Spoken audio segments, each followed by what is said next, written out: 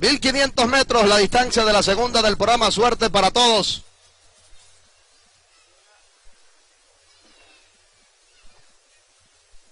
En vivo y directo desde la Rinconada a través de la señal de INH Televisión para todos los centros hípicos del territorio nacional.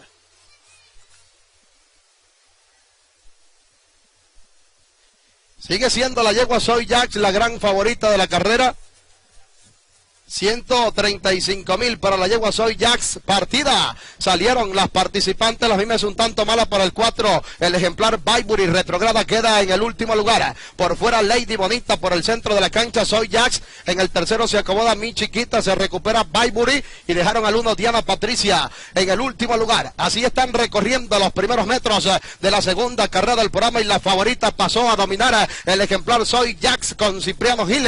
Coloca cuerpo y medio de ventaja sobre Lady Bonita, que está accionando en el segundo lugar los primeros 400 metros en 23 segundos y 4 quintos con el ejemplar Soy Jax en la delantera. Lady Bonita corre en el segundo. Mi Chiquita corre a 4 cuerpos de la punta. Diana Patricia mejora desde el cuarto y continúa Bybury a unos 12 cuerpos en el último lugar. Soy Jax, la de Michelle Dualey con Cipriano Gil, está dominando la carrera. Insiste Jaime Lugo por fuera con la yegua Lady Bonita. Diana Patricia pasó al tercer lugar. En el cuarto está corriendo Mi Chiquita y continúa Bybury bastante lejos en el último lugar. Cuando se acercan al giro de la última curva, Soy Jax por dentro, Lady Bonita por la parte exterior. Cuando entran en la recta final, Diana Patricia corre en el tercero, desplaza la número 8 Lady Bonita y se apodera de la punta. Soy Jax corre en el segundo, Diana Patricia en el tercero, Mi Chiquita en el cuarto, Bybury bastante lejos en el último lugar, porque Lady Bonita, la presentada por José Francisco Bángelo,